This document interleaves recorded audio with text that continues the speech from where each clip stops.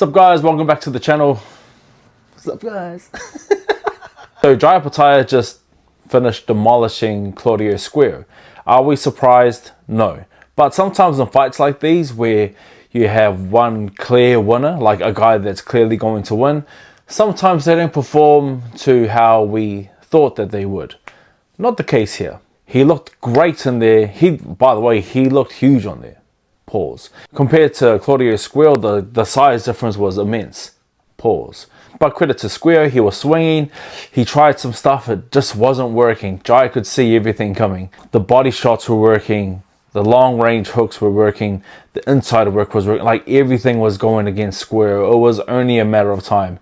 And quite unfortunate that it ended in such a violent way. Jai was walking him back to the ropes, shot one to the body, came up to the head with a beautifully placed right hook and broke his jaw. You see it in the face. You see when Claudio went down, he was like kind of playing with his jaw. He looked over at his corner, just shaking his head, saying, nah, that's it. And Jai even commented on this and said he heard it. Both of them kind of knew it was over. So Jai done what he was supposed to do. He wins. He looked great in there too.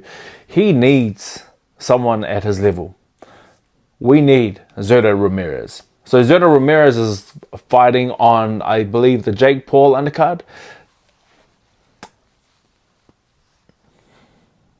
I myself don't follow Jake Paul. I don't keep up to date with his fights. He's just someone I don't follow because that's another side of boxing. That's not the competitive side. That's more like the entertaining side and the I wouldn't say it's a circus, but it's just a different side of boxing. I don't follow it. I didn't realize that Ramirez is fighting on his undercard, but he is. So what a great opportunity for Jai to go there and show his face. He'll be able to call out Zordo Ramirez, and then he'll also be able to go and talk to Jake Paul, someone that the guys around here seem to be asking Jai about all the time. I spoke about this on my page. I spoke about how Jai keeps getting these questions about Jake Paul. Jake Paul who? Jake who? It's freaking disrespectful to ask Jai, someone who's very, very he's moving with intention. You know, he's got the intention to be the best in the world, to be the best fighter in the world. He's chasing the belts. He doesn't give.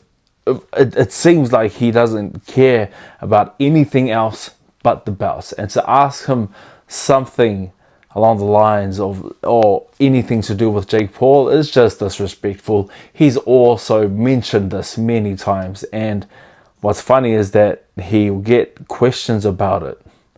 I think these people are just doing it for clicks, but just have some respect. And if, by the way, if you're an interviewer, if you for some reason get the chance to talk to Jai Opetaia or interview him, if you're going to ask him something like that, don't ask him that on like fight week. Ask him that like afterwards, you know what I mean?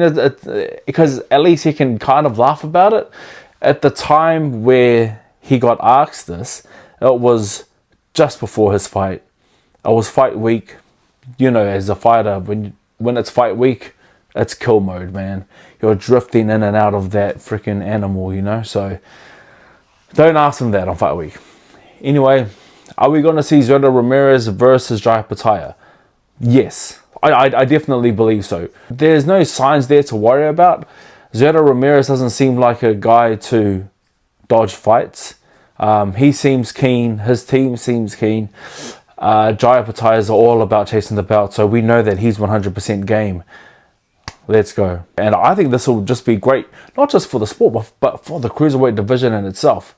My old coach, Lolo Hemuli, actually mentioned something on his Facebook page and said that he is reigniting one of the best weight divisions that this world has.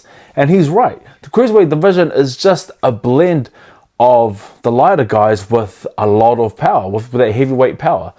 So you have the heavyweights, you have the light heavyweights, they're great, but for some reason, the cruiserweight is always forgotten. You always have guys kind of cleaning up the cruiserweight division and no one really caring. And then they come into the heavyweight division and they do freaking awesome there. So you got guys like Holyfield, and you got guys like Usyk, who both came from the cruiserweight division and now are taking over the heavyweight division. But the cruiserweight division itself is not getting any light until now. Jai Opetaia, and the way he is, the passion that he has for the sport, the passion that he has to be the best, I think is shining a lot of attention onto one of the best divisions that we have. I think this is great, not just for him, but just for the future of the weight division in itself, which is great, especially around here, because around New Zealand and Australia, we have a great cruiserweight presence. Take advantage of that. So in the future, we're going to be seeing Jai Opetaia versus Zordo Ramirez, maybe in Saudi, maybe in Australia. I don't think America is the right place for it. I don't think the UK is the right place for it too. Have it in Australia, have it in Saudi. That's me. Like and subscribe. That way I know to continue doing this. If you guys don't like or subscribe to this, it kind of tells me that I don't need to keep doing this. So if you want me to keep going, like and subscribe, share, do your thing. Anyway, that's me. See you guys next time.